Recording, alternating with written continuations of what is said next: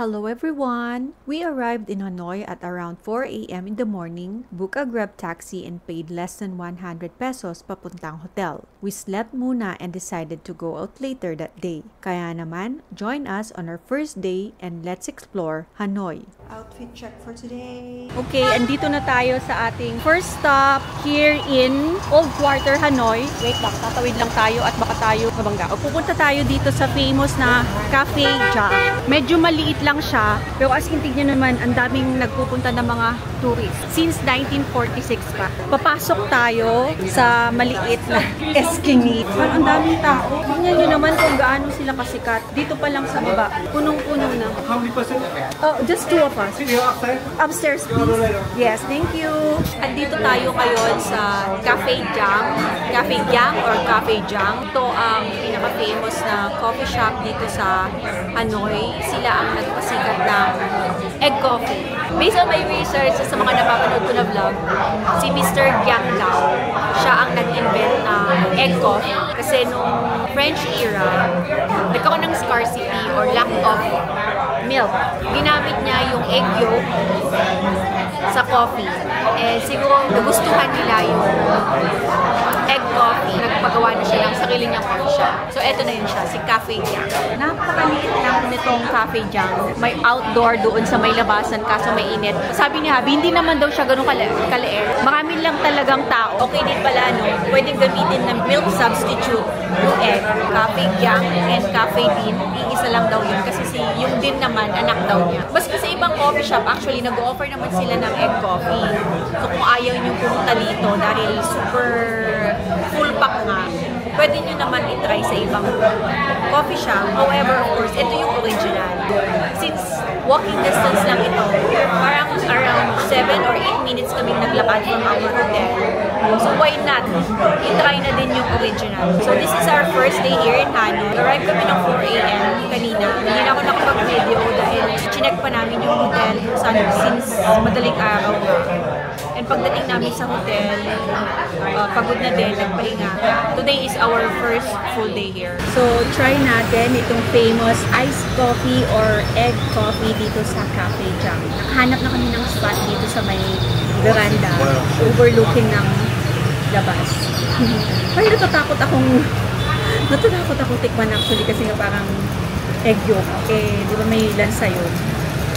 Pero maraming nagsasabi na hindi mo daw matitikma o malalasahan yung lansa ng egg. So, let's try it. So, we ordered pala egg coffee with almonds and kay Habi naman is egg coffee with coconut. No? Coconut. Hindi ko na alam kung alin dito yung coconut tsaka yung may almonds. So, let's try na lang. Hey! Ito yung coconut eh. Wala akong nalalasahan na lansa. Pero parang may naaamin yung lansa. No, not bad. In fairness, masarap siya. Pero mas masarap tong ano. Mas masarap tong almond. Frothy ang dating. Tama nga sila. Wala kang malalasahan na lansa ng egg yun. Nakakabay ko lang. Nakakabay ko lang. So, okay naman siya for you. Order kayo sa taas, tapos pag-uwi na, dito kayo magbabayad.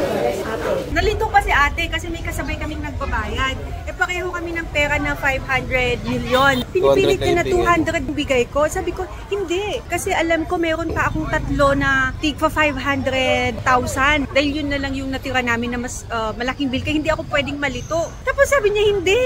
Hindi daw. Eh sabi ko, ayan nga yung isa binayad nung nauna sa amin. Tapos yung isang nasa harap pa, yun yung pera ko na 500,000. Tapos sabi niya, titignan daw niya sa CCTV nila kasi yung CCTV nandun lang naman sa tuktok namin. Hindi niya alam may CCTV tayo.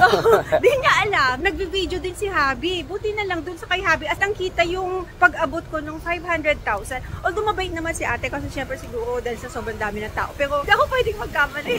Kasi binilang ko yung pera namin kaninang umaga. Chinek ko kung enough pa ba na gagamitin namin for today or kailangan na naming magpapalit. chocolate. Kaya hindi ako pwede magkamali. Okay, it's a nice experience though. So, you have to be vigilant all the time. Lalo pag... Kasi confusing din kasi ang pera nila. Kasi nga, million. Thousands and millions. Nung una, actually, nung nasa Sapa kami, lagi ako sinisita ni Habi kasi mali-mali yung binibigay ko na bayad. Nalilito ako. So, yun lang. Story time.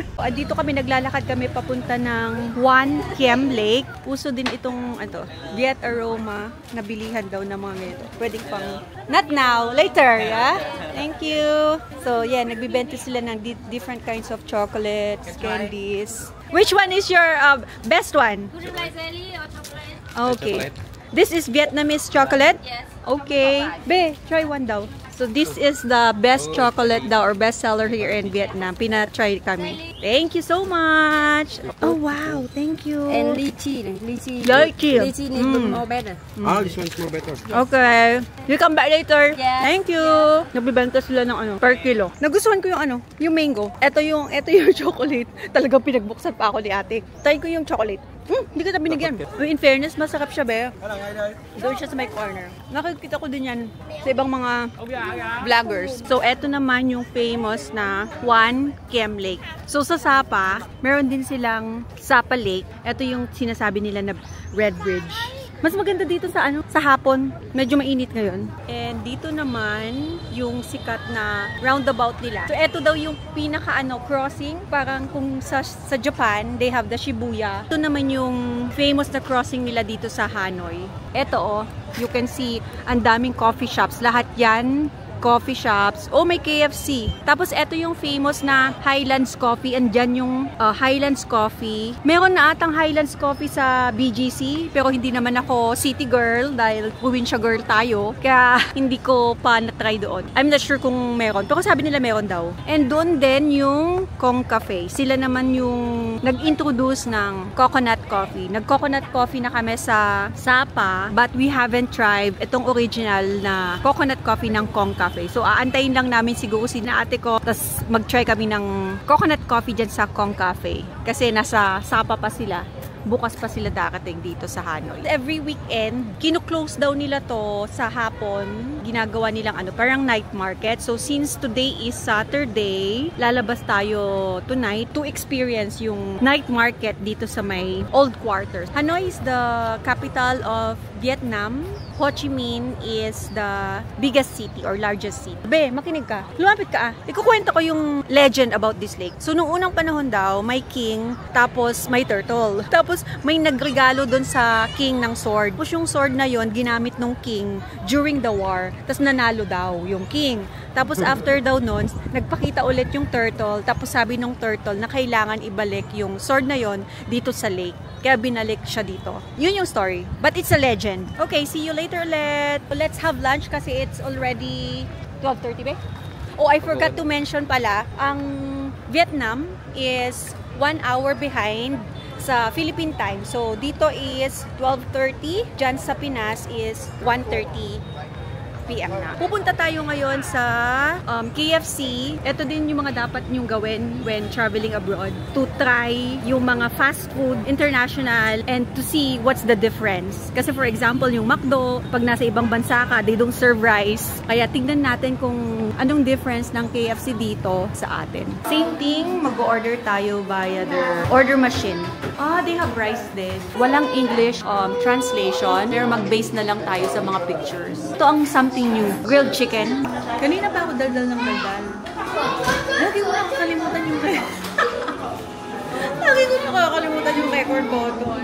Ganyan siguro talaga pag baguhan, no? Kung baka alam ko paano kalimutin itong Osmo na to, my goodness. Hindi akong i-bash, please. Hindi na ako professional vlogger or something else. I'm just doing it for fun.